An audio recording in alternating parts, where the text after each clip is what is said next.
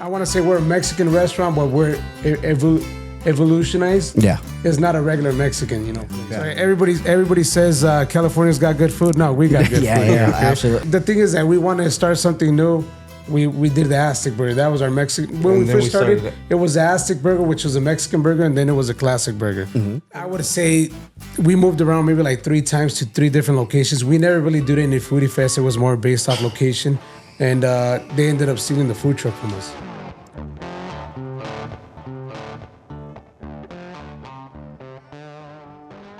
All right, guys, welcome back to the 725 podcast. Today, I want to talk to Miriam a little bit about the podcast because I think we haven't sat down and actually talk about, the recordings that we've been doing.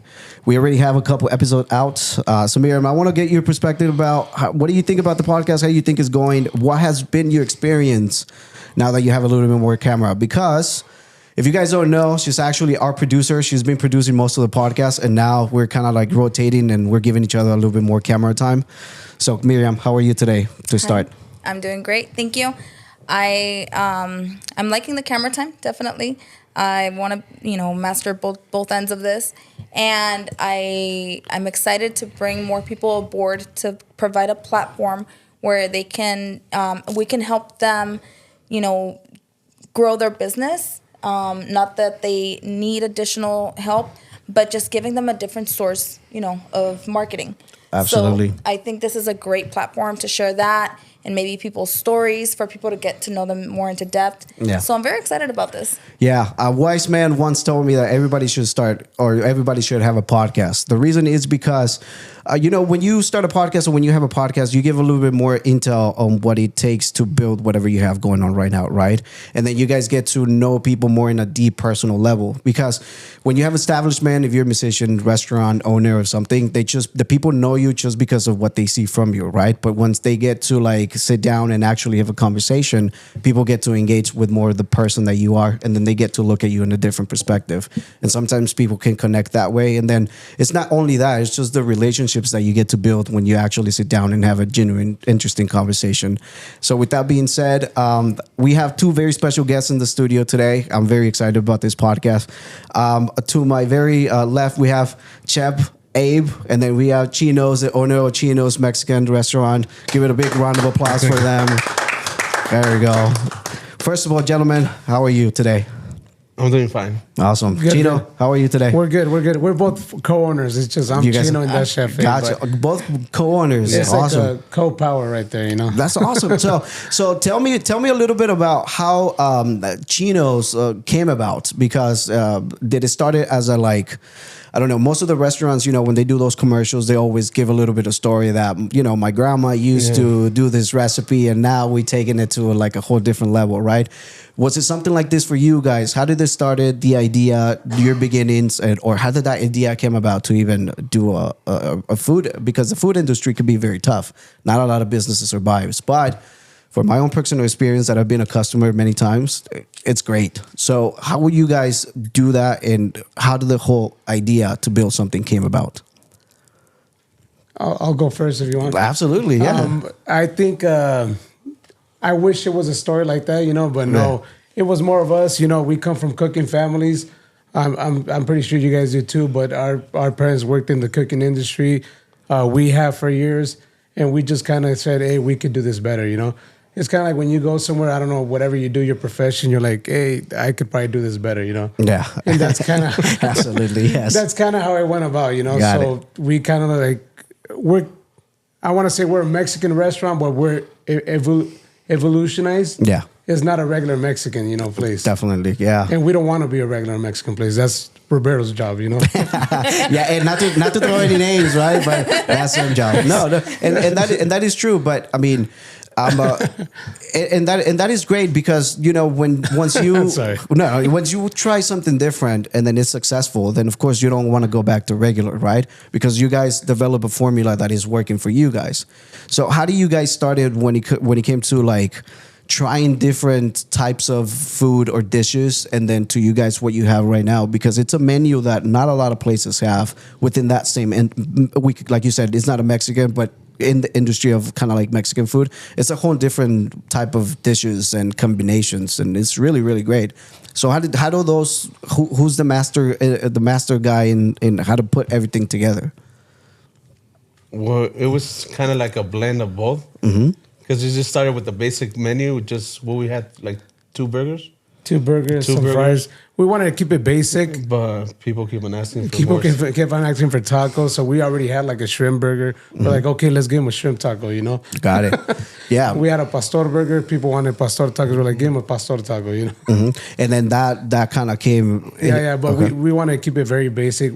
We wanted our main concept when we started. Was we burgers. were like, hey, nobody's doing Mexican burgers, you know. There was a taco stand in every corner. We're on North Las Vegas. We're on Lake Mead and Pecos, so it's straight to hood, you know. Yeah. Right now, you drive from Civic Center to Nellis, and you probably have like 20 trucks at least, you know. That is true. So we didn't want to do tacos. We're like, no, we're gonna do Mexican burgers. Nobody's doing Mexican burgers. So I think we were the first ones in the area. Now you see a few Mexican food. A few Mexican burgers, people popping up, but I feel like we were the first ones. I don't know if we were, you know, Right. but that was our idea, you know. We're like, hey, let's give them a Mexican burger. Let's give them a good Mexican burger, you know. Right. And that's how it started. Eventually, when we moved into where we're at right now, that was a Roberto's at one point. Then it was a Pancho's, and now it's Chinos. Oh. And we expanded the menu, trying to keep some of their clientele. And unfortunately, we couldn't, you know, because we serve a different clientele. Absolutely. You get me? And whoever goes looking for Roberto's is not gonna like our food, probably, you know, because they want enchiladas, they want Roll tacos. they want 99-cent chicken heart tacos, you know. Yeah. You're not gonna get that at Chinos, you know. Absolutely. You get your your tacos like all frozen up, and then now you just throw it on the thing. There's nothing bad with that, but I'm just saying, like, if you're trying to find that, you're not gonna find chimichangas with this. Oh yeah, that is true. Miriam here to my right, she's been a long time customer. Yes. I actually, Yeah. I've been living across the street from where your shop is currently at now for 13 years. So I actually saw the transition from one business owner to another business owner, and everybody tried, and it didn't have it. I wouldn't want to go back and say, hey, I want to go, you know, no se me antojaba, like I wouldn't crave it, you know? And ever since I tried the food when you guys started the establishment, I literally crave it. I'm like, there's more than, like, it's the flavor, it's the service, like every time I go there, which is recurring, the fat girl in me loves it there, okay? But it's actually it's a good energy. The music is always good. I always see different cultures in there, so everybody loves it, you know? Yeah. It's always full. I've never walked in there and it being dead, so I salute you guys and play a keep little it coming. We play a little bit of everything in the Yeah. music, you know. Yeah. West Coast Wednesdays, you know, you'll hear Dr. Dre or something, Yeah. you know. Mexican music, reggaeton, whatever, you know. Yeah, and then you know what's a good. I mean, for my own personal opinion, is that you guys serve a very good portion of food. Like, you guys are not greedy with your food, and that's something that me personally is like, I love it because I know that it's a really good food for my buck, right? Yeah. And it's just like, I'm gladly spending $20-$30 there because I know I'm gonna go happy and actually being like, okay, You're not gonna be dissatisfied. no, right? no, absolutely not. Because I eat and then I was like, oh, I can take this for lunch. You know, and that's how much food it is, which is good. And sometimes I do finish it all. It all depends on the day, right? But I mean, for the most part, like I'm always satisfied with the service. And then to kind of piggyback with what Miriam was saying, like the culture in there, it's just very good. You go in there, they greet you very happily. You know, it seems like your workers are happy to work there, and it's just a very cool environment. As soon as you walk in, you look at your right, you see the mural. You look at your left, you see the other one, and it's just it feels like it's like a family. It feels like family. But like, you know? and it's small, you know. We try to do as much as we can in that little place. It's only 1,000 square feet, you know. But that's but you know, and it makes sense. But here's the thing, though. Like, sometimes if we put into perspective, sometimes it doesn't even need to be a big of a place in order to make it successful, right? Because I feel like it kind of standardizes itself. If it's a big franchise or if it's a big place, people don't really pay attention to those because, like you said, you drive down the street and there's a bunch of those places, right? Yeah. So now a lot of people have a lot of options to pick and choose where they want to eat. But the fact that you have a clientele that recurrent goes to your business, that says a lot from the business, right? Yeah. Like I said, me, personal opinion, I love it every time. And I can't get enough of the Aztec fries. And that's just the fat in me. Thank you, right? man. And I'll remember you Aztec next tacos. time. Yeah, absolutely. Yeah. And honestly, 10 out of 10. And then your videos on your social medias and stuff, it's different. Like you guys have a good thing going on because you don't see a lot of places doing the type of videos that you guys do. What I love about you guys is that you actually care about your clientele. Like you repost the videos that you tagged, you know, the food reviews, it's nothing but good reviews, you know. And I was like, oh, that's awesome for you guys. But I want to know, like, where did he came from? Like, you guys, where are you guys originally from? So we're originally, of course, we're Mexican, you know, Right. that's why it's Mexican kitchen, Yeah. right? But we're originally from California, from Ventura. Okay. I've been most of my life here in Vegas, so we love Vegas, you know. We're 15 from years? Ventura, California, 15 plus years here in Vegas, so we basically feel like we belong here, you know. Yeah. So everybody says California's got good food. No, we got good Yeah, food. yeah, here, okay? absolutely, yeah. Make sure they get that right. No, yeah. We'll put everything in the description so that way you guys can go and follow. And if you guys tell that you came from the pod, you throw like 2 more salsas in there or something. You know, we'll give them Hey, something. let's get started on that salsa though. Yeah, It is so good. Yeah, we'll throw in something in there. But food, like I repeat, you know, food is a tough industry, right? Yeah. Not a lot of people are successful within the food industry because there's a lot of places that you can just stop by and eat, right? And then all this fast foods franchise, people, it's very simple for them to just stop by a drive-through and pick a burger and get out of there, right? Yeah. But the location that you guys have, it's kind of like a hidden gem because Yeah. it is a little kind The of like location is horrible. yeah, but that is the contradiction behind it because even if it's horrible, but you guys are making it very successful. How and why? What is your strategy? Do you guys thought that it was going to be that successful or No, to be honest with you, we were in the food truck. We're raising up capital, you know, organically to actually start looking for a place. Obviously, not over there? not the top notch one, you know. Yeah. But whatever we were able to afford, we were shopping around. We ended up finding that old place that was there, and we ended up buying in. And even when we first started, we were working there the first month. We were kind of regretting. We're like, hey, did we do a good choice? You know, because we were very slow at the beginning, you know. And not only that, but the only clientele that we had was on the not the east side, but more like Lake Mid and Pecos, like I said, Absolutely. you know, more north of Las Vegas. Yeah, for the people, just to kind of give a little bit of context, Lake Mead and Pecos is probably one of the most Hispanic neighborhoods in Vegas. You know, so there's a lot of can we call it competition? You know, with the food industry, there's a lot of places with Mexican food, especially having that. What is it called? The Mariscos place. Saturated. There's it's not. No, that's on Washington and Pecos. Oops, my bad.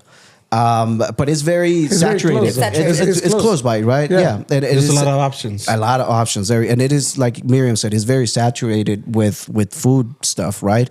But it's just drive a little bit more up, and then that's where you find the good food, right? How do you guys became co-owners? Did you guys started the thing together, or is that's something that you started? He came along. What was the whole thing? We started the whole thing together from scratch.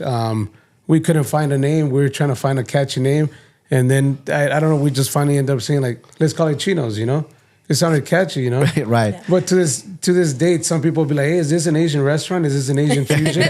Like, no, it's somebody's name, right? Do you guys serve compound? Do you guys serve compound chicken? Compound burritos? Chicken? Hey, Just give up with one. yeah. Let's trademark. Let's do something about it. But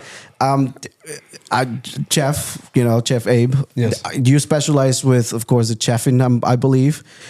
Do you like started cooking like a young age? Did you kind of pick up the cooking, or how did it came about for you to actually? I kind of picked it up. Okay. Yeah. And then did you ever like throw in your own kind of dishes to what it is right now? Do you guys have like signature, dish from Chinos, or how did the whole menu started evolving?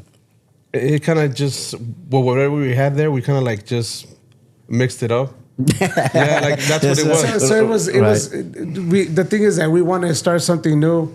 We did the Aztec burger. That was our Mexican. When we first started, it was the Aztec burger, which was a Mexican burger, and then it was a classic burger. Mm-hmm. And then we're like, hey, let's get creative. We did the Al Pastor burger. Something different. Mm-hmm. And then after that, the last one I think that really took off was probably like the Baja burger. Oh, so that nice. one's got shrimp and it's got the beef patty, So it's just kind of like before we actually launched it out, we both sat down and said, hey, we're going to do a shrimp taco. What do you think? Whether it was his idea, because some of them was his, and then we'd be like, no, it's not going to have this. It's going to have cabbage. It's going to, whatever, you know, like he would put in his 2 cents or I would put in my 2 cents. Like, no, I don't think it should have that, you know. Because then at the end of the day, whenever you're doing a business, you got to think about the cost too, you know. Absolutely, So, and then like, what are you going to price it at, you know? So it's just kind of like a mutual thing. Like, it's like, hey, we're going to do this. And then he would put his 2 cents or vice versa, you know. And then we would release a new thing. And if it didn't work out, then we'd just take it off the menu because at one point we had like a Diablo burger, an Infierno burger, you know, Damn. when we were at the food truck, right? But we took it off, you know. So so that's kind of how it went, you know. So the Aztec fries grew from the Aztec burger, you know, same ingredients, you know, same sauces. Just loaded fries, you know, throw it on the fry. Man, let's just throw fries in there. We're here for it. Yeah, Hey, yeah. there's nothing wrong with that. No. Well, for me, like honestly, I'm a big fanatic of fries. Like fries are my thing, you know. So it's just anything with fries. Yes, please, just throw them in there, you know. And did the menu? I'm curious about the menu because. Is it difficult to come up with names for the food, or you just kind of like, do you guys think it through before you guys put it in the menu, or did you just kind of like a random word throw it on the menu and see how it works? Or do you guys actually sit down and we sit down and think it through? We first like talk. Does it sound good, or does it sound funny, or does it kind of like combine with the name of whatever we're serving? Got it.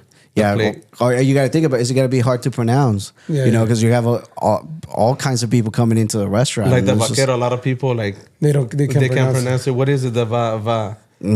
Either they're and the vaquero is basically like a Western style and our style, you know, a Western burger, but our style has got peppers, jalapenos, it's got grilled onions, bacon, barbecue. So it's a Mexican Western, basically, you know. You got it. How long did it took you guys to get your first the food truck? Like, how did the business started taking off in order for you to now we can get a food truck, and then to eventually get the place that you guys are at right now?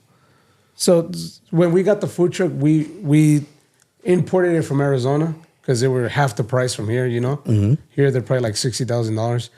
But we imported from California. I mean, we had enough savings. You know, we sat down, hey, you know what, let's do a business, whatever, you know.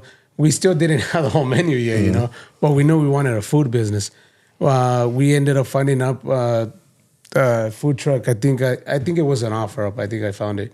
We ended up driving all the way to Tucson, Arizona to get in the food truck. But it took a few months because it wasn't ready. And then they wrapped it for us and everything. And then it happens to be when we brought it back, it still took us a couple of months because the health regulations in Arizona are not the same as Las Vegas.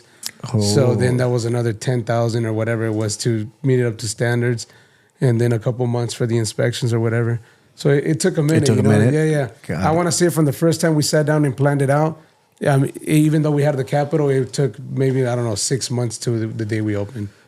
Do you guys still have a food truck circulating? No. No. Okay. How come? It's a lot of work. It's very brutal out there. There's too many food trucks now. I think saturated. Yeah. I might be wrong. You know, it's my personal opinion. You know. Do you think, for example, that since you guys are the master heads of the whole food in that sense, do you think that if you guys send somebody else, like, it's not going to be the same seasoning or it's not going to be the same food, or is it? I wouldn't say that somebody can replicate it, but I mean everybody has their own kind of touch, right? So do you think that if you have like different locations, do you think that would change a little bit? Is that why you guys only focus on the business that you guys have right now? Up to now, maybe yes. But it's two of us, so I think we can at least run two, right? Hey, more capital. Yeah. We're looking for investors, man. I mean, I can do some TikToks. I can do some quality TikToks. I'm joking. We'll come up with the dance. And then we'll come up with the dance. We'll put it on the menu or something like that. I think we could easily handle two restaurants if that's what you're asking. Yeah. Is there a reason why you guys haven't decided to just go for another one, or location, price, capital? A little bit of everything. Got it. Because I mean, we're growing organically. It's not like. It's not like somebody's handing us $100,000. I mean, I think most of the places that grow quick or something, they got the capital, the backup, the investors.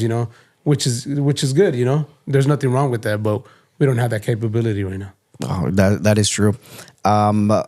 Another thing that I've been knowing or kind of seeing lately, there's a lot of taco stands popping up everywhere, right? So knowing that somebody can just put a taco stand in a corner and serve some food, right?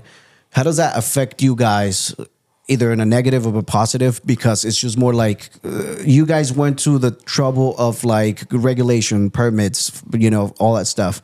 And then I can just go to the corner and be like, tacos, you know what I mean? So what do you guys' perspective on that? Like, do you think it's fair? Like, do you guys, knowing that it's like a culture in the Mexican, you know, culture, everybody can support each other, but at the same time, it's just like, you know, like. I think you got to respect the hustle. Right. Because I mean, if I was in their shoes, I would do the same thing probably. But at the same time, I think sometimes they're overdoing it, you know. Because sometimes they post up right in front of taco stands, you know, right in front of Roberto's, right in front of whatever it is, you know. I don't want to name other places, but we'll beep it. That's unfair for us businesses just because we're, like you said, we're paying for everything else, you know.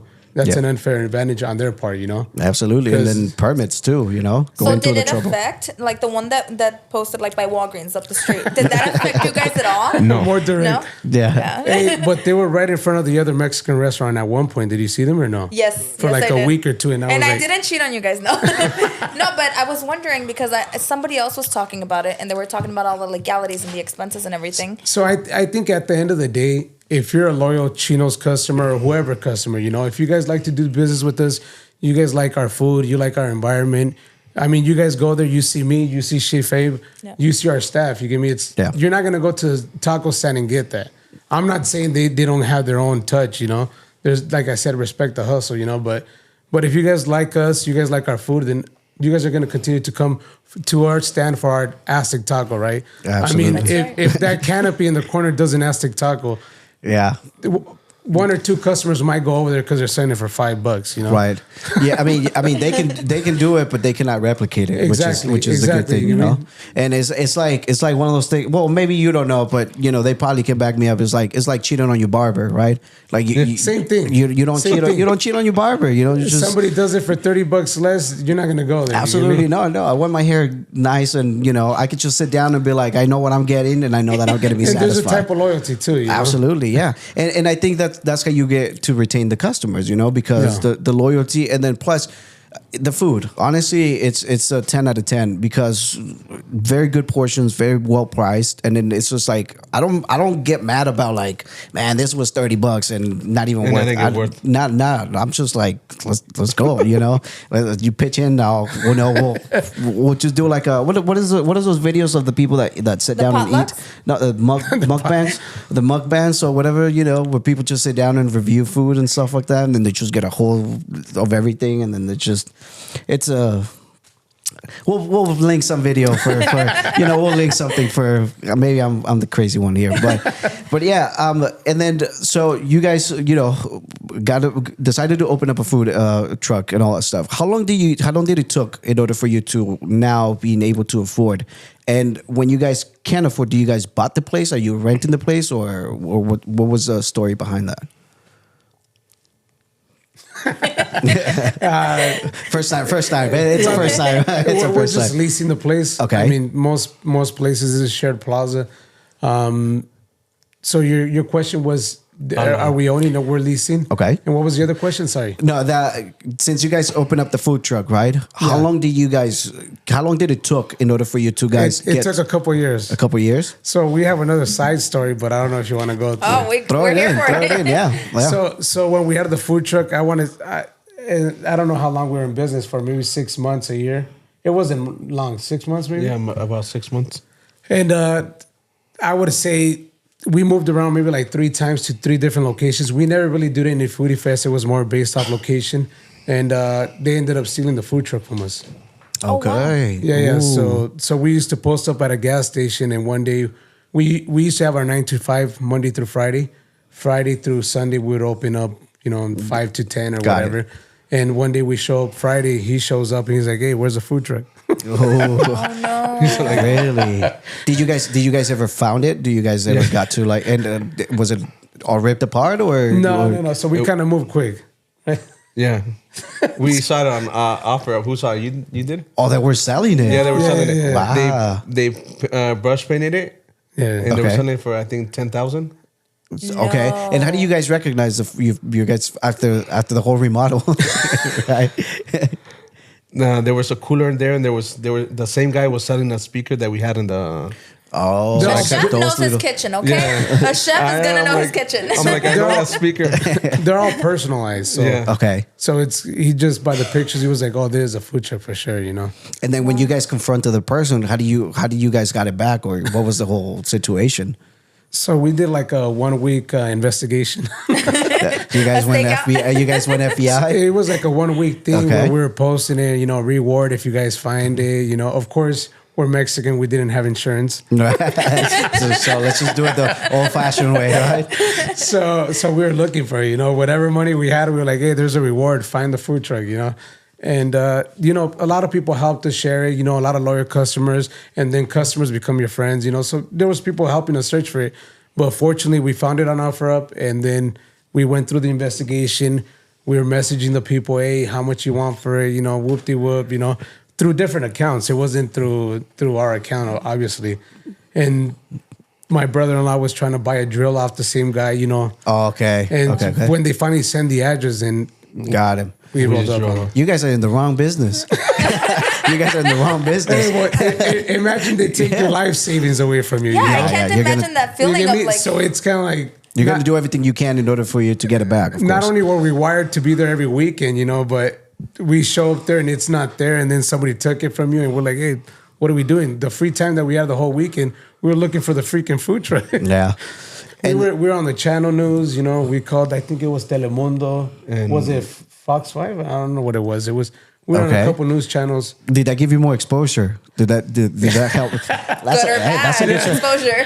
Can we lose the podcast stuff? Can we just make it vanish, and then we can call them?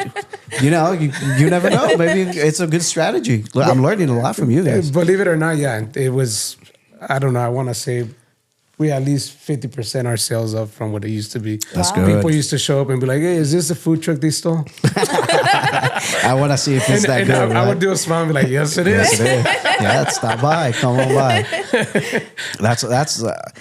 I mean, that's unfortunate, but at the same time, it's kind of like it was a blessing. It's a blessing in disguise, right? Yeah. Because I mean, it really helped your business to kind of grow more quickly. How do you guys handle like all the customers? Or how do you guys started with like, okay, now we need a little bit more staff. Okay, now we are growing. Now we can handle this many orders. Well, those orders are gone. Now we can. How was the whole process on that? So he takes care more of the kitchen. I take care more of the schedule. So Okay. I'm like, hey, we need to hire somebody else. Hey, we need to hire another somebody prep. else. We need Yeah. a prep. Yeah. We need a cashier. Got it. And for example, like chef being the chef, right? How do you like pick the person that you wanted to help on the kitchen, because that has a lot to do with the food, right? Yeah. Maybe Is it family? yeah, like because a saying out there is like don't mix family with business, right? But I mean, this could be a 90% different of it case. is family. Yeah. That's Amazing. awesome. And were they difficult to teach? And it's more like were they difficult to like teach, because food could be a little bit like So how was the whole process on like? Well, some of them were fast learners, and some of them took them a little bit longer. But Eventually they got eventually there, they right? got it. Yeah, I don't think the problem is really teaching them. Sometimes is them sticking around too. or wanting to. Yeah, because it could take a month. You could say on average, maybe just an example, But some people only stick around for a month. Some people stick around for 2 weeks. Some people stick around for 6 months. Yeah, It's kind of like a gamble, Food industry is tough to work Yeah. on. Honestly, I was a dishwasher when that was my first ever job. I quit 2 days and I quit because they had me washing like those big ass tubs, and yeah. I was like, no, my back was hurting and all that stuff. And after that, I was like, I don't Did think you I have a could do. dishwasher? No, The machines? No, it was everything by hand. Everything by hand, and I would just spray Yeah. and do this. And I was like, yeah. And so I could see why a lot of people don't won't stick around Stick for around. a long time.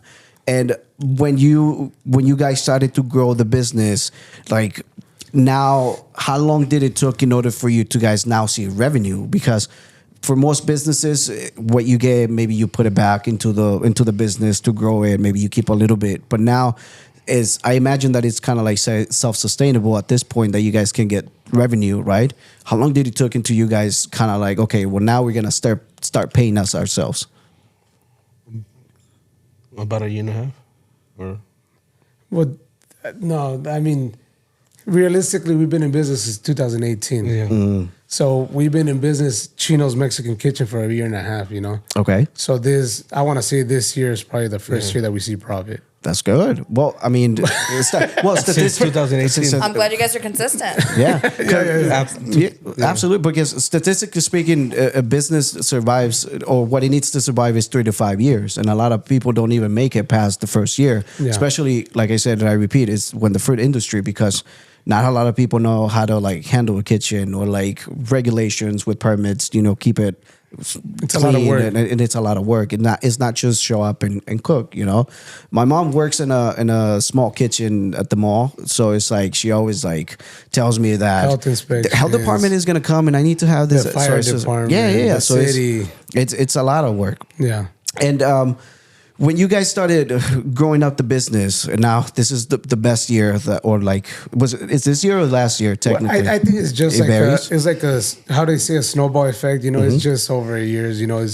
It's barely. We barely started seeing the fruit of our seed, right?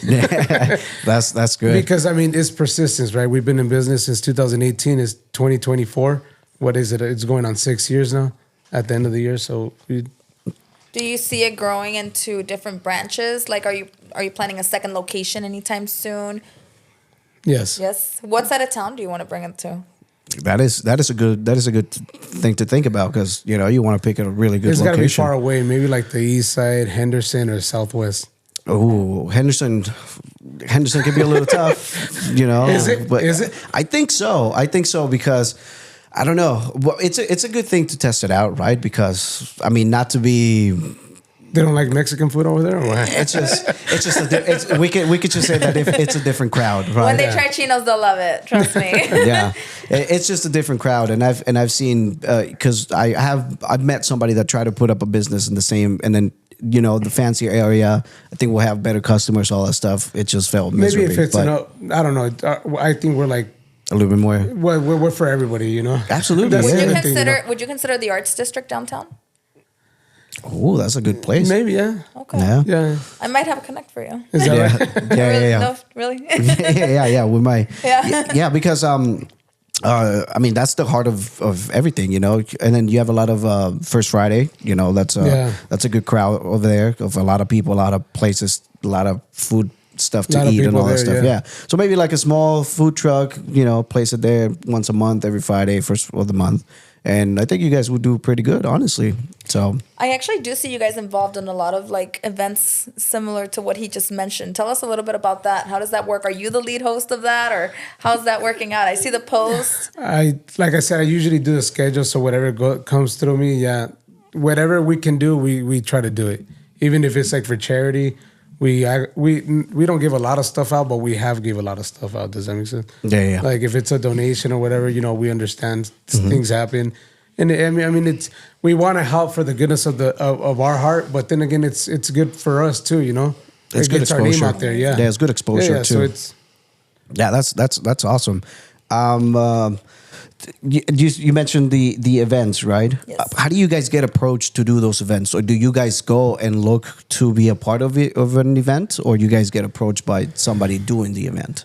I think now they just reach out to us for the most part. That's good. Yeah. And was it something that you guys ever consider, or it just kind of came about with you guys as you guys were growing the business? It just came about. We had a food truck, so we still stay consistent with a lot of our customers too. Oh, okay. They're like, hey, can you come and feed 100 people, Can you come and feed 50 people, Mm-hmm.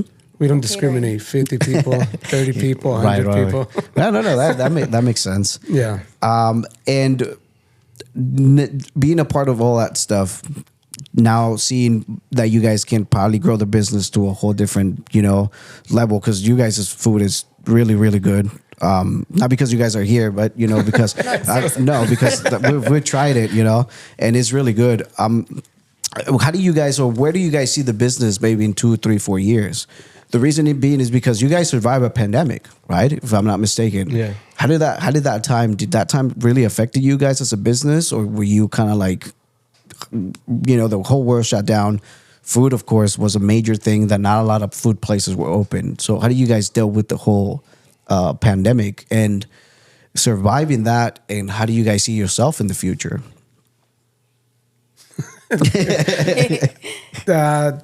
We had our 9 to 5 job during the pandemic. Okay. But we were the mentality that we're like, if we're not sick, why are we going to close, Mm-hmm. I mean, this is our mentality, as a business. We're like, hey, just an example, we look after the big corporations. I don't know, Cane's, Del Taco, whatever. I'm just naming random names. If they're open, how come we're closed? Mm-hmm. Does that make sense? Like, so if they were open, we were open. Does that make sense? If we're not sick, why are we going to close? Absolutely. So I stopped working maybe for like a month. How long did you stop working for? A few months. And we just continued to open the food trucks. Basically, only on the weekends as we regularly did, Mm-hmm. but we never stopped working. Did you guys had any trouble? Did somebody try to like shut you guys down? Did you guys had people kind of like concerned about you guys being open, or because No. it was a very big thing of social distance. We and all that just stuff. followed the guidelines. Mask, gloves, sanitizer. Okay. And then did you guys still see recurring like people? Like, did that period of the time of the pandemic, was it like good business, or did it fluctuate? I think it was the best for everyone. Really? I'm not saying that made us. It wasn't like great, but people didn't stop coming. It didn't stop people from eating. I mean, people were home getting stimulus checks and just eating. Just give me that food. And just right? eating. Just give me Eating that food. and drinking beer probably. Oh, man. Yeah. No, Drinking Modelo's. Yeah, I was an essential worker, so I missed on all that stuff. Did you? I was, yeah. Yeah. I used to work at a pharmacy, so Yeah. it was like double time. But I mean, I would drive around sometimes. I'm like, hey, if everything's on lockdown, the casinos were shut down. Yeah. There was a whole bunch of cars on the street. Yeah. Well, there was a period of time where people were biking the whole strip, right? At that point I in was time, part of that. You were part of that, yeah. Yeah, she got into biking, and she was like, let's bike the strip, which it was good to have that kind of like break from the city and all that stuff. But at the same time, there's a lot of businesses that unfortunately did not survive. And then up to this point, there's businesses that haven't been the same ever since the pandemic. And you guys are the exception, right? Because you guys, I guess you said that it went really good. And then... Well, I think part of it's we had our regular job, so it's Can help we out. weren't really scared of the. I'm not gonna say the pandemic, of the economy, because we had our regular job, and then for the most part, most of the jobs secured your job. They're like, oh, okay, we're gonna close for now, but you got your job still, and you're gonna get paid, whatever. But I think, in my opinion, and I mean, you guys drove around. There was lines in the drive-through everywhere you went. Yeah. We said, "Where's all the sick people, man?" I know. You're by yourself in your car, still wearing a mask. It's like I'm there. Come on. I mean, I'm not saying people didn't get sick. What I'm saying is a lot of people still went out and did whatever they had to do. Yeah, guilty. Guilty. I was one of those people. And then we biked a lot on that period of time. When right? you love tacos, it kind of helped. Yeah, you got to burn them off too. Yeah. So you Burn got to those do tacos something off. about it. And aside from the food business, does how do you guys deal with like personal time, like to a Family business, time. family time, all that stuff? How Because bad does that affect like the family time? Because we always see you guys there. yeah. Yes. I mean, it's not that we go all the time, you know what I mean? But when we go, you're there. So I always say, I think when you have your own business and you're barely getting it rolling, there is no balance. you got to sacrifice a little bit, right? there is no balance. That's the problem. Do you guys, because for the people that are gonna watch, I mean, we have the wives on the audience, so the wives are kind of watching the podcast. When you guys like, I wouldn't say a struggle, right? But like, is it a little difficult with the wives? Like, do they understand the process? Is it more like, like you don't spend a lot of time with me, or whose wife? whoever, because both of you guys are there, right? Both of you guys are there, and I don't know if you guys have the same schedules or you guys manage different turns or stuff like that. Did they give you the recipes? I mean, no. Yeah. You should take away the shrimp, but you're like, babe. They took our recipes. I'm kidding. So who No cooks? tiene que echar lunch ustedes, huh? So who cooks now? So do they cook? Do you guys cook? Like who cooks at the house now? We still want homemade food. Right? Okay. Hey, you never know because it's like, well, you got a whole recipe. But that's only when we're off, because obviously when we're open, we're there from 8 a.m. to 11 p.m. usually, 10:30, whatever it is. Does it get frustrating for you guys, or do you guys love it that you don't really? Or how do you balance your personal time with like, okay, let me step away a little bit and maybe I need a little bit of break or something, because you guys have been in business for a couple of years now. So it's just time that maybe it gets repetitive or not really, there's people that love what they do that they don't really care if they spend there or even if they sleep there, right? So do you guys have that? Have you ever guys kind of like encounter like, maybe not today or something like that? Not that I recall. I mean, maybe I'm so used to it. Maybe I do love it. Right. And have you ever came across your mind to I wouldn't say shut down, but like when you guys barely recently started of like never. And that's true because here's the thing though, I strongly believe that when you give yourself a plan B option, like you're never gonna go full on your plan A, right? You're not gonna put 100% into it. So basically, when we opened up the shop, we quit our 9 to 5s. So it was like. It was 6 like we're all in, and if it works, it works. If not, we just go back to working regular jobs. I mean, right?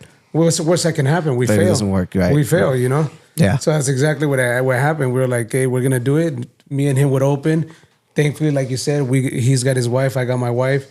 I got kids, and they cashier too. Oh, nice. So it's like, I don't got to pay a salary. I don't got to pay. So I'm like, hey, if we sell something, you get paid. Yeah, exactly. So make sure you put a good face. So make sure you upsell. Yeah. I'm just kidding. Well, hey, maybe I've been paying 15. They always want to keep me in horchata. Hey, maybe I've been paying 20, it's 15, and regularly it's 50, but they give me a 20. Oh, yeah, we're going to give you a $20 discount. Oh, yeah, it was 15. But now it's been a little bit easier, Like I said, we got the ball rolling. That's the reason why we close Mondays all the time, because it was me and him from open to close. Sometimes it was really slow, and we'd be like, "Hey man, we're not gonna be off." And then we finally said, "Hey, Monday's the slowest day. Let's close Mondays." Yeah. That is a good strategy because I mean weekends. Yeah, people go out and eat. And usually stuff, right? the food business, I think even in the food truck, that's the reason why we open Friday through Sunday, because those are the busiest days. Absolutely, yeah. You don't want to close on a busy day, right? Because then profit, you lose a lot of your profit. But Miriam, you've been I don't want to throw you under the bus, right? But I'm proud of it. She introduced me to you guys, and then after that, I was like, "Thank you, Miriam." Yeah, I was like, "When are we gonna go to Chinos?" Now we got to get you guys all lunch. Right? Yeah. No, we'll do a whole sit down review of the food, so you guys can share. If you guys don't like it, don't tell nobody. No, and that's a good thing though. And my next question is like, how do you guys deal with the food reviews? Like, maybe. I mean, I've seen nothing but the best when it comes to review, or maybe you guys share nothing but the best. We get bad ones. I mean, you go on Google, they're public, Absolutely. But it hurts when we get a bad one, just because we're there all the time and we try our best and we're there 12 hours a day and they're gonna say it's not good. Yeah, right. Yeah, we're like this. What do you mean it wasn't good? They didn't put extra shrimp. I'm missing one shrimp. But I mean, the other from the turn the coin. We might make a mistake sometimes, and if we do, we'll try to fix it as soon as possible. Everybody makes mistakes. It's part of growing the business, right? I mean, you kind of like try something, you learn. If it doesn't work, then you switch it up, and then it just keeps that snowball effect, right? Did you guys like feel some kind of like I wouldn't say personal, but like since it's a business of yourself, and then you guys get a bad review, do you guys always like, like do you guys take it like very hard, or is it more like okay, it's there, but I'm not going to read the comments or something like that. It feels personal, but I think the more you're in it, the more you're like, okay, that was. Sometimes you get lousy complaints, and sometimes I feel like people leave complaints just to leave a bad complaint. You know, That is true. There's people that go to your facility or they even meet you, and they already have a bad image of you in their head. They're like, oh, I didn't really like the guy. Why? I don't know. You know, Yeah, because he's just wearing glasses. Yeah, That's it, right? He's just wearing glasses. So, or he had you get what I'm saying? He had a bull's head. I don't know. Yeah, absolutely. But there's people that already have an image in their head, and they're gonna meet you, and they already know they're not gonna like you. So after that, you know, they complain. And I think sometimes we get those kind of complaints. Sometimes we get some real complaints. But I mean, we just learn to deal with them and try to fix them. That's it. That's all we could do, you know. Absolutely. But you could tell the people, I think, that are there to criticize your business or to bash you, you know. Right. And we try to brush those ones off. The ones that are real, I mean, honestly, they hurt, and we try to fix them because I mean, it happens, you know. Maybe you could get a complaint that says, "Hey, they have the music too loud," and I couldn't order, you know. we haven't gotten that one yet, you know. Speak louder. but I'm saying if that happens, then, you know, we'll turn on the music. I mean, the customers are first, you know. We're there for the customer. Yeah. Speaking on that topic, I do want to give a shout out to, I want to correct me if I'm say the name wrong, but Bullethead House, your promoter. Yeah. Big shout out. I'm always on his lives and, you know, loving his content.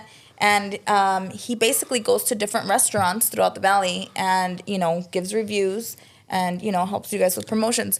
And he's so brutally honest, and he's a really good critic to people's food. I mean, even if he's working with them, I've seen him say, hey, you know what? I'm sorry, but he calls them out. Like, if it's something that's not good, he'll send it back to them and tell them to do it right. Why did he do that, man? No, but I like that because, like, his viewers, his audience, you know, we're getting the real deal, the true review. Shout out to Bullethead, like you said. Yep. He's been working with us, I want to say, right after we opened up the location, maybe a few months later. He came in the picture, but we knew him from before that. Awesome. He was a food trailer customer when we were at the food truck. Oh. We met in a pop-up, and since then, we had a good relationship. Yeah. Do you guys pay with food? Are you guys hiring? Only with food. You guys are you guys hiring? Because I can review some stuff too. You know? Yeah, I'll be there tomorrow. Say less. You know what? I have a whole setup to review food. You know, I'll throw in a couple lights. I'll just make it look pretty. You know, but how do you guys? Or for example, like, who manages your social medias? Because your videos are really good, and honestly, it does give that exposure, and then, you know, just you guys being recurrent with the people that comment and then that share your stuff, and then you guys being actively there. How do you guys handle the business, the social media, the current customers, the new customers, all that stuff? Like, is it tough? Do you guys have somebody that helps you with that, or is it all you guys? It's all in-house. Really? Yeah. Wow. Bullethead House runs TikTok. Oh, okay. Nice. Okay. So, but Instagram and Facebook is us. Okay. And how do you guys have that? Because you guys create food, but how do you guys come up with the creative videos and ideas and all that stuff? Do you guys just kind of just shoot whatever, or do you guys actually plan, like, today we're going to shoot? Most of them are collabs, and yeah, we do some footage, but we're not too great either. I just say, hey, whether you're good or not, throw it out there, you know? Right. I mean, people want to see the food, they want to see the content. Right. And like you said, if they're loyal customers, they want to see you. Yeah, right? Absolutely. Yeah. And all promotion is good promotion. Doesn't matter if it's good or bad. Yeah. I can resonate with that because not too long ago, we dropped an episode of the podcast, right? Mm-hmm. And it was really good. We did a really good interview, and we got a little bad comments. And I kind of felt personal, and I was like, but I think we did good. So I can resonate 100% with the bad. It hurts. You know, but it does hurt. But then again, it's just like, you're not going to please everybody, right? That's the problem. And no matter what kind of industry you're in, you're not going to make everybody happy. But the people that you do, I mean, they're going to be returning customers. And that's who you're there for. Exactly. Yeah, we make the content or the food for them, not for the other people. And like you said, you know, you're always going to have your bad people that are going to just comment just to comment because maybe they don't have nothing to do. And that's their keyboard. I have people saying that's not real Mexican food. Okay, yeah, you just want Taco Bell? Yeah, go get Taco Bell, right? That's Mexican food, yeah. But yeah, there's a lot of there's a lot of I wouldn't say competition, but there's a lot of places that are similar, right? How do you guys manage to stand out between all of what's around, you know? Because you are in a very competitive plaza. I mean, you have ice cream, you have pizza, and then you have I believe what's it Italian? There's a little Italian There's spot. like a little Italian spot and then stuff like that. Like how do you guys? Because your space is a parking lot, it's just full all the time. I was like, oh yeah, I'll park over there, and I'll just walk. I'll park in the middle. Yeah, but how do you guys stay current with that, with competition, or how do you guys get innovated to keep the shop and everything going? I think consistency and delicious food. That is, I think that's what it is. right. Do you guys develop? He takes care of the delicious food. I believe it. I believe it. Yeah, that's one. Oh yeah, That's the one that gets Yeah, that's the thing. Okay. And what is it? What is it? It's still in the menu or no? No, But no. why? Like, How do you decide that it had to come off? yeah, Like were people not ordering it's not it? selling. Or? It's not selling. It's not selling. It's not selling. And then you got to order more condiments, obviously, Yeah, more. So More product. So you got to spend a little more, and if it's not giving the return of investment, then it's not worth Yeah, keeping, yeah, yeah. right? Makes sense. Yeah, there you go. See, I learned big words. So now you could open up your own restaurant. Yeah, Ándale, franchise. ándale. Franchise. Have you guys ever maybe considered franchise? We're always thinking. Yeah. Okay. Yeah. Maybe we can do 725 / Chinos. You can come. You can come eat, and then you rent the room, and you can do your own podcast.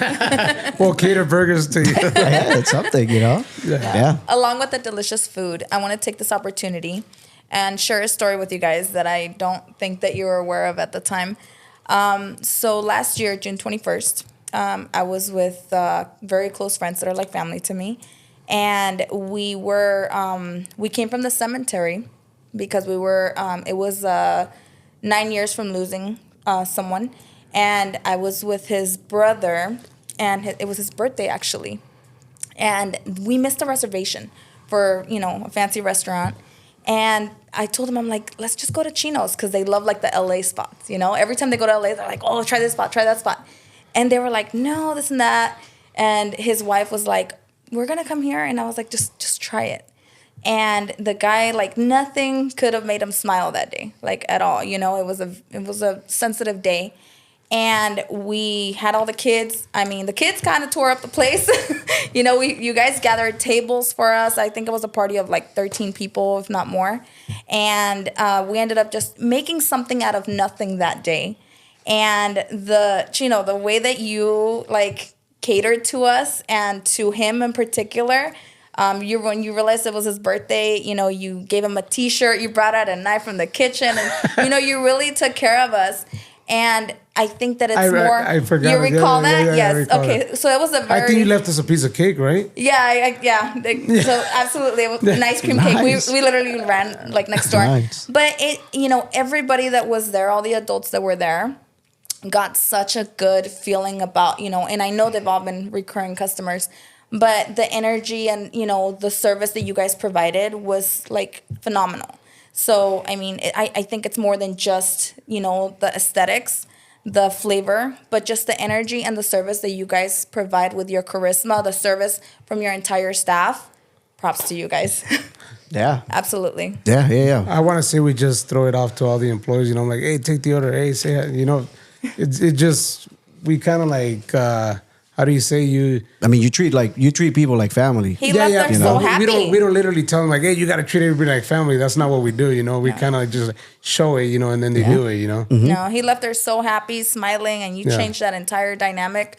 That thank you. Nothing else could have made Honestly, that happen. Thank you. I forgot Thank about you. that. So right now I Actually, just said that. There you go. No, thank you. Where's your T-shirt? It was his birthday. Oh, it was his birthday. Oh, okay. Yeah. Well, When's your birthday? it actually already passed. Did it? Yeah, but I try accept again late. next year. Yeah, I accept late birthdays. So I actually just came off a diet, so I'm good to eat. I'm good to eat. Aztec tacos tomorrow. Absolutely, yeah. How did that culture came about of you treating everybody like family? Because it does feel like everybody's family in there. Is it you guys grew up that way? Was it like a very loving family that you guys just kind of, You know, like your upbringing, because I can see how that has a lot to do with how you treat other people, right? Because people that have a rough upbringing, maybe they're not the best when it comes to one-on-one conversations. But I mean, you guys are just treating everybody with kindness. I want to say maybe it's your upbringing, you know, but most of us get the same upbringing, you know. Some people just embrace it, you know. Hey, say, dile hola, you know. Dile adios, y con permiso, you know, whatever. I think it's your upbringing. But then again, I always say cook food like if it's for you know. Always throw that love in there, you know, and then always treat people like you want to be treated. Absolutely, that's it, you know. Yeah. And like Miriam was saying, I think that has a lot to do with maybe how you guys stayed so successful, because, you know, once you feel like the people care about you, it's like you want to come back to that same place. You know, you kind of want to feel that little bit of love from that specific. Nothing can cheer me up. I'm gonna go to that place so they can tell me that like your I'm good enough. Yeah. And that is true. That's what it is. Yeah, I get a haircut and I'm ready to go. You know, it's like, you know, I'm better mood. Like you know? people that wash cars too, you know. We have mobile car washes. I'm like, you build a good relationship with them. You just want them to wash your car. I'm like, absolutely. I don't need my car washed, but I wanted to come over. I just want to talk. You know, I just want to talk. I just want you to hear that I'm good enough. You know, or something. You said, just light me up, bro. I had a haircut yesterday, but you missed the spot, so I'm back. You know what I mean? Una piedrita más. I'm back. Yeah, you know. That's it. You missed the spot over here. Be like I'm still full, man, but sell me an horchata. Okay, you know, I'll stay here until I finish it. It's okay. What are you doing? You know? Yeah. Right. When are you closing? Yeah, but it's just it has a lot to do with how you conduct business and how you treat other people, and I feel like that's why. And maybe I'm speaking for you, but maybe that's why one of the big reasons why you keep coming back, you know, or going back. Absolutely. Because it's just one of those things that you're happy as soon as you get there. You're happy that they're going to greet you with, you know, happiness and this high energy that you just like, oh, they care about putting some love into my food. And I know it's good food and I know that I'm going to go happy. And we want you guys to come back. Absolutely. Yeah. I mean, but I don't know. We're not going by Walgreens. No. yeah. I'm not pulling over there. I'm going to be checking. Hey, but share your location right now. You know, share your location. Not toxic at all, guys. Not toxic at all. Did you guys eat dinner already? Right. Yeah. There's some Aztec tacos waiting for you. Right.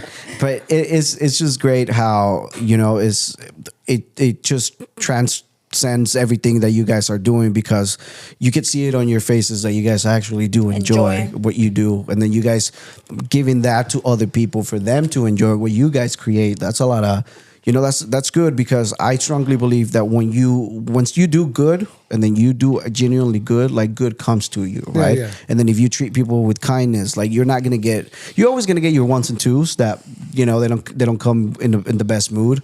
But once you get that perspective that you guys treat them good, and maybe it can change the whole perspective, because you never know what people are going through, right? And then as soon as you greet them with that happiness and all that, and then they taste the food, I've been guilty of that. I do get what's it called, like hangry? Is that a term? That's it. That's a term, right? Yeah, I do get like that. Oh yeah, dude, I do get like that all the time. If I don't eat and I'm like hungry and I don't get to eat, I do get like a little bit of like, you know, and then as soon as I get food, I'm like, all right, we're good to go, you know. And that has happened, you know, to me a couple times. And then imagine you get some bad food, or the food is good and you get a bad cashier, a bad person that says, here's your food, man. It's like when you drink, you know, when you drink, you always make bad decisions. It's the same thing with food. I've made bad decisions going to just a random place just to pick something up, and I was like, yeah, this is not even worth $15, you know. Yeah. But you live and you learn, and I was just like, I just got to drive 30 minutes to Chinos and then get some only food. 30 minutes. Only 30 minutes, yeah. Because I live here in Charleston and Nellis, so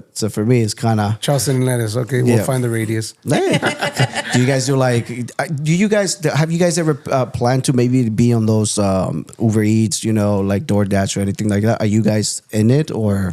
Not yet. We are on DoorDash. We're on Grubhub, and we just started Uber Eats last week. Oh, nice. See, I don't have to drive. That okay. Yeah. Okay. Well, so look us up on Uber Eats. So you're just gonna. There's no excuses on why not to order Chinos. You can right? be like, yeah, I didn't need an Aztec tacos. It's too far. Yeah, the driver is gonna charge me more than what you guys are gonna charge me. Probably, you know, they're gonna drive 30 minutes, so they're gonna be like, yeah, charging me more, but. Worth it, honestly, very, very worth it. Where do you guys see the business in a couple of years? Like, what are the plans? Are you just kind of, do you guys plan where you guys are heading, or do you guys just kind of take it as you guys kind of go? We want to open a second location, hopefully within a year.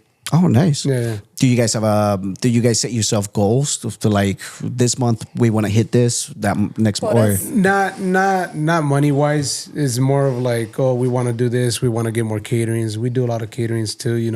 We just like to stay active. I'm not gonna say we don't do it for the money. Obviously, everybody does it for the money. You get me? But we do it because I guess we partially enjoy it. But we just do it, and then it kind of falls into place, Yeah. So we don't say, oh, we want to do 3,000 this day. It doesn't work like that. Got it. Yeah. yeah. I think once you set yourself for expectations and you don't meet them, right, you always get disappointed. Yeah. So it's always good to just kind of, if this day goes good, then it was a good day. Yeah. Maybe and you remain encouraged that way. Yeah. So we just, like I said, I want to say within a year, we want to open a second location. Charleston and Ellis, please. Just saying. Just throwing it out there. Just saying, just saying that's going to be my New Year resolutions.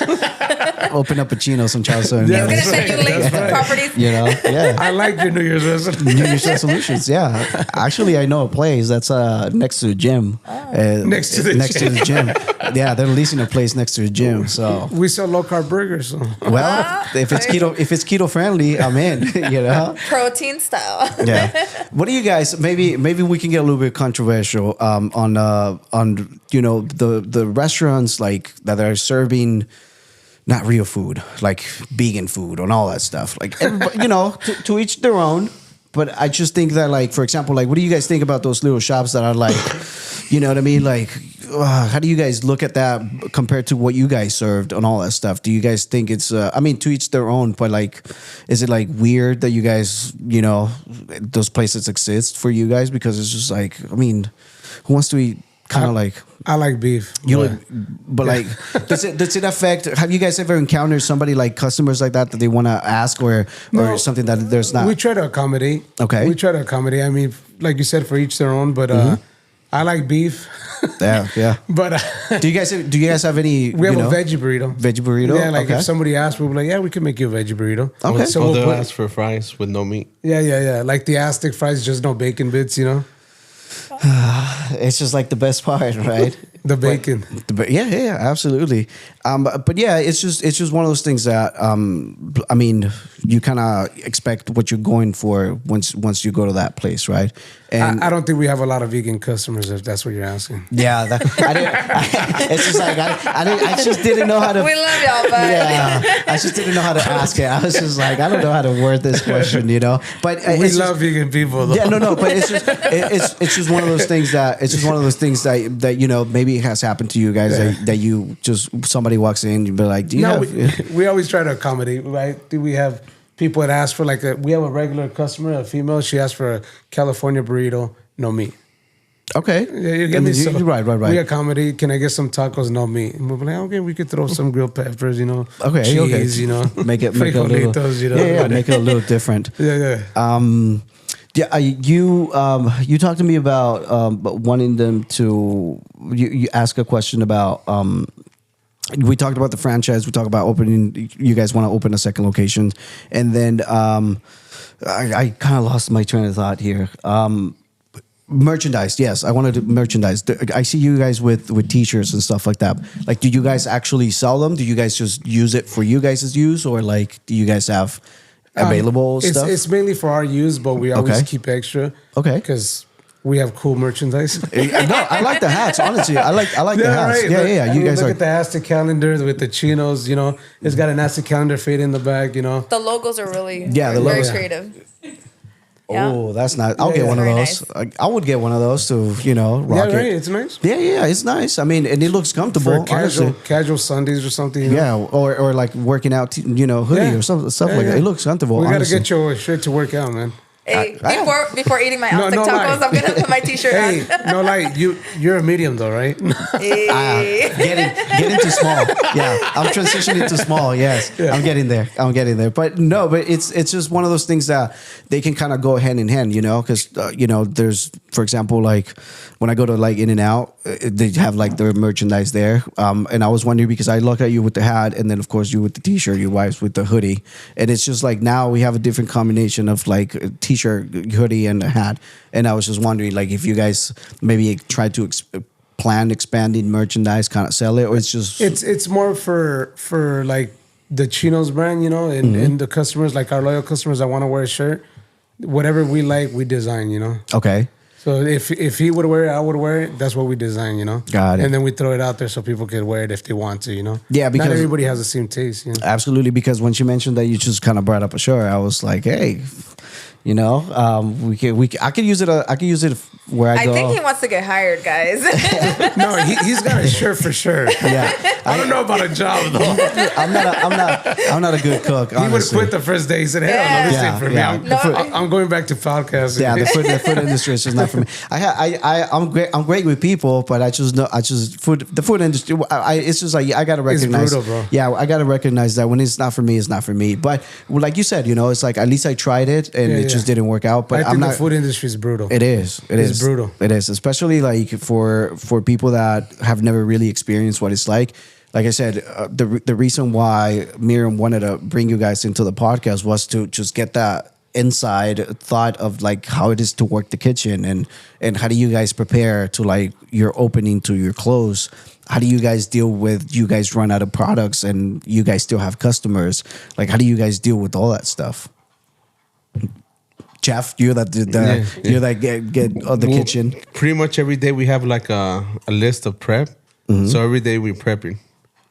Have you ever experienced? So everything's fresh. Yeah, everything's pretty much fresh. Yeah. Nice. Okay, see, but have you guys ever experienced like running out of things and then still have customers, or No.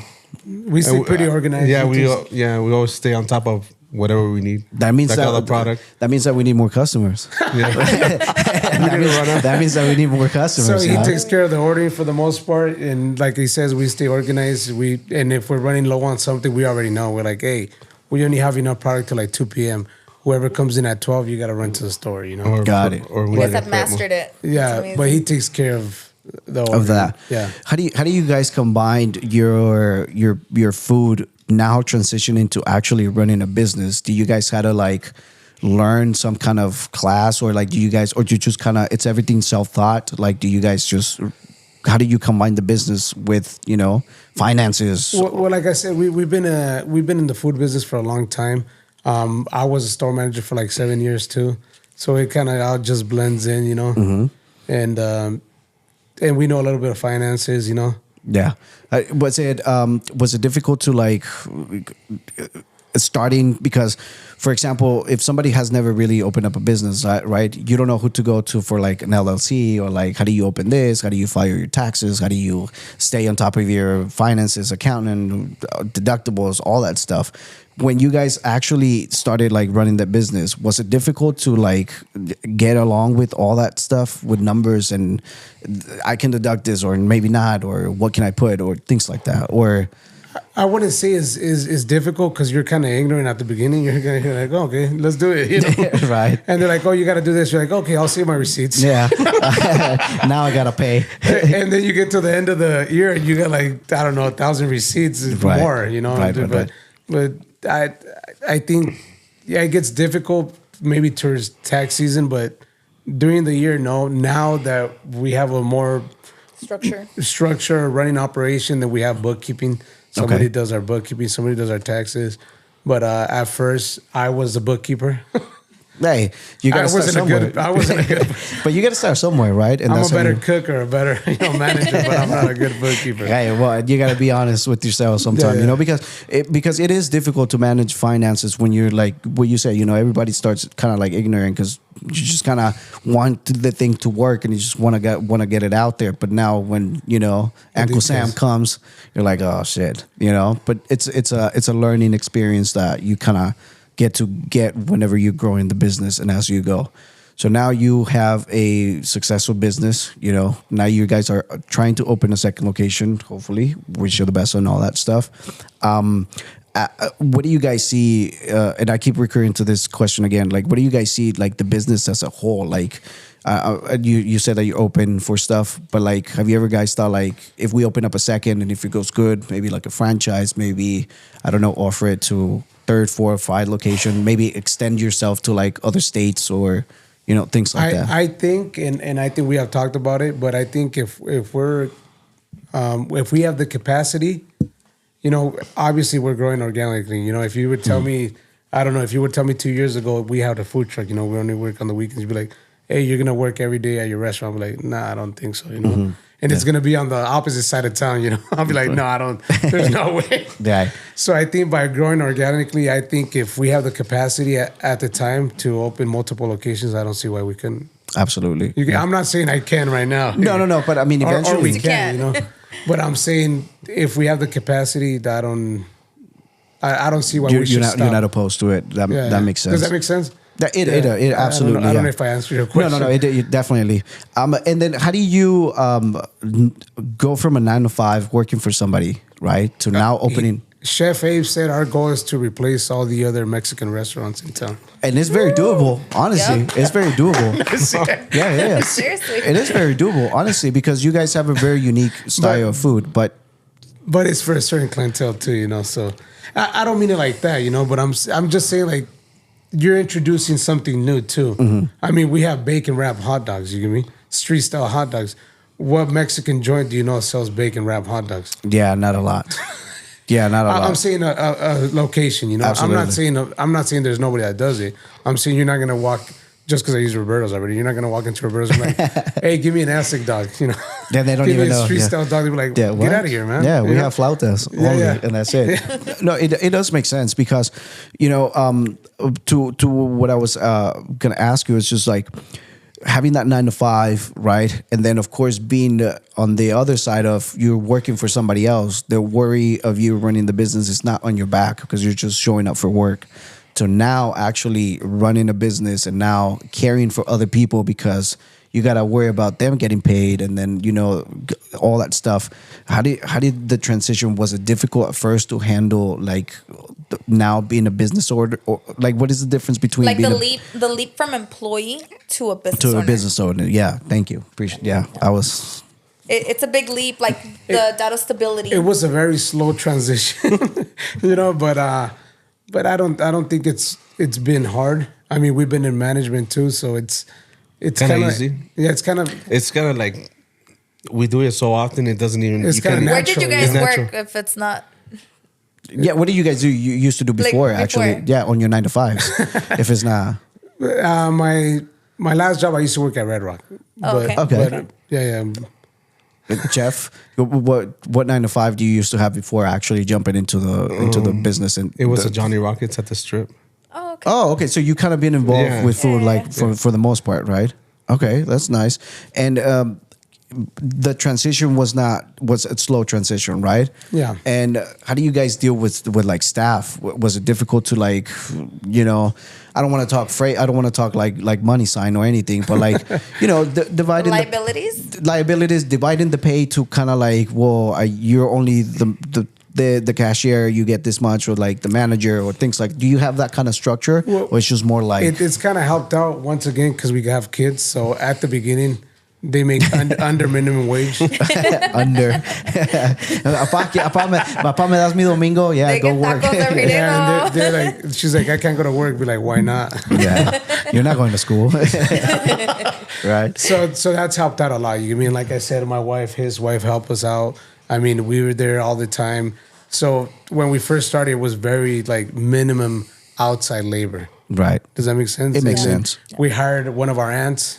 Shout out to my aunt.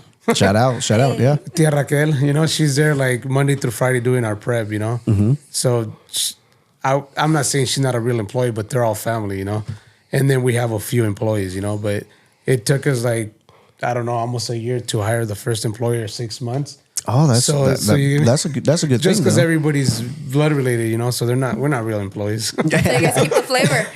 Yeah, Be that's like, hey, if you walk out, we still gotta see each other at home. Yeah. If you call sick and you're not sick, I know. I'm gonna see you at home, right? I know. Yeah. I'm gonna tell your tia. Right. Yeah. If my aunt says she can't go to work, I know where she's at. Yeah. And but have you ever had any issues with that? Like, because family business can get a little tedious, all that stuff. And to piggyback on that question, is it difficult to like, or did it really help having that family support at the beginning in order for you two guys to get to where you guys are right now? Or how did the dynamic work? I think definitely. I have a big family. We come from big families, Hispanic families. Mm-hmm. I got 4 kids, and 2 of my older kids help me. He's got a daughter that's 14. 14. And Old she's enough. She's old enough to cook now. No, no. But his wife, my wife, we all come from cooking families, so there's no problem. Got it. Whenever we have, he cooks a menudo every other Sunday. Not right now. Oh. So his wife cooks a birria. It's kind of like a few. How do you say it? Synergy? Yeah. Mm-hmm. So at the beginning, I say if we start growing bigger, then I think that might be an issue, like payroll and this and that. And you always got to look at where the market's at, whether you're making money or not. If a cook gets paid this much, that's how much you got to pay him, right? Right. If a cashier gets paid this much, that's what you got to pay him. It's not how much you can afford. It's what it is, Absolutely. Have you ever had the unfortunate to maybe fire a family employee or like let somebody go or something like that? No. They leave themselves. If you can't stand the heat. It wasn't No, me. it's usually like that. Not in a bad way. Like you said, the kitchen is a whole different environment, Absolutely, If you work construction, you work kitchen, you're like, what the hell is this? It's not for everybody. If you work in an office, you work at a kitchen, but it's vice versa, Like it's a whole different game, Absolutely. So yeah, because that could have been weird, It's just like I'm gonna fire you, but I'm still gonna see you at home, So, but it's just I've had friends that they do mixed family, and then they end up being greedy, and it's just not for the best, right? But I mean, you guys' situation is so different that I feel like that has made your business what it is right now. Yeah, I think that has a lot to do with it. We have bad days, even me and him, Do you guys fight a lot? Like, how do you handle disagreements? We don't fight a lot. Okay. But when we do, it happens. It's human nature, Yeah. He throws a pan at me or stuff like that. But it's about like surpassing that and focusing on there's a success. bigger picture. Yeah. Mm-hmm. Yeah. There's a bigger picture. Have you guys ever had a disagreement that you guys really like? Not fight each other, but like a bad disagreement. Maybe you stop talking for a little bit, a day or two, or like a couple hours and stuff. Or what was the motive? Was it like more food related? Was it more business related? Or what was the incident? We've had really bad arguments, but it's always like a personal thing too, and then you defend what you're saying, Mm-hmm. And but like you said, for the most part, we just brush it off. Brush it off. But we have had a really bad situation. Do you guys think, if you're honest with yourselves individually, and I'll ask you one at a time, do you think you guys would have reached the success that you're at now and what you're yet to grow if you would have done it on your own individually? I don't think so. No, because you guys are the magic together. Yeah, like you said once, you said wise man once said if you wanna go far, go by yourself. If you want to go farther, you have to go with the team. Yeah, you know what I mean. So that's what we have. That's the thing. We have a team. Yeah, absolutely. Because and even Bullethead plays part in it. Whoever's part of our team, our cooks. When you go there and we're not there cooking, somebody else is cooking. We're all forming part of Chinos, Absolutely. When this episode gets released, people are going to be like, "Hey, I saw you on the pod." And I was like, yeah. So, and honestly, like this is exactly what we look for when we do podcasts with people, right? Not that you guys need the exposure, but it's a good kind of like way to collaborate. And then I like for people to get to know you guys as a person, because if I just stop there and then I see you and you treat me with respect and good and everything, like that's my perspective from you, right? But I don't know you. I don't know if you're a bad person when you get out of the restaurant, or I don't know if you put up front to just keep, you know what I mean, like things like that. But this is the like a way for people to get to know you, and I believe that when people get to know you that way, they're more happily go to that place, because there's going to be people that are going to watch this episode that never knew that you guys existed, right? And then all of a sudden they're like, oh, well, let me go try it. And then after that, they become recurring customer. Hopefully that's the goal, right? An extension to the loyalty, I would say. Absolutely. And then also like I mentioned, the relationships that you build when you sit down and actually get to know somebody and ask them questions that probably it's very rare for you to get asked, right? Because you're just constantly working that, just having that time to sit down and share your story and how you guys started and what you guys have right now. I feel like it's a very good motivator for people that want to jump in whatever industry, and even for us as a podcaster, it's a good motivator that to hear the story from you guys, because even though we're not in the food industry, but we can also learn from that and maybe apply it to ourselves. And then, maybe when our producer used to say or uses the phrase, when we get to episode 100, we're going to celebrate. But that's the key, like Chef said, the consistency of always being there and doing the same thing and do it happily and not get bored of it. And even though you have doing it for so many years, the fact that you still enjoy it and get up and do it with pleasure and love, that's what kind of keeps the business successful, right? The essence. Yeah, because you do pass that on to people, and you do kind of like affect that. If you're in a bad mood, you walk into a really good place, like you live with a different mindset, you live with exactly. And then and same thing, maybe you might have a bad day, and then another customer cheers you up, and you're like, that's the greatest food that I tasted. You're like, oh wow, well then you change. It's a very good and interesting exchange of energies, we can call it like that. And then food is energy too, you know what I mean? Good food is good. Good food is energy, and then if you're actually making it with that good intention, I feel like that's the key to really maintain a very successful business. And honestly, even though that I don't know you guys personally until now, but I'm very, very proud of what you guys have, built and what you guys have right now, because of a customer. Customer that I've been, and I've tried your food for many, many times. I really enjoy it, and I really like what you guys are going on. And I really, really hope that you guys get to where you guys want to be and many more locations, and be guys very, very successful. And one closer to you, right? Yeah. It's one closer to me. That's the goal. That is in Chelsea. Yeah. If you guys can get closer to me, at least a t-shirt, at least a t-shirt, I would, Small. Yeah, small. Yes. Yeah. Jump into extra small or something. We'll do that on the future, But yeah, I mean, I'm very glad that you guys took the time to come on the episode, on the podcast and share you guys' story. And then I'm really glad that you guys took the time. Thank you for having us. Our pleasure, honestly.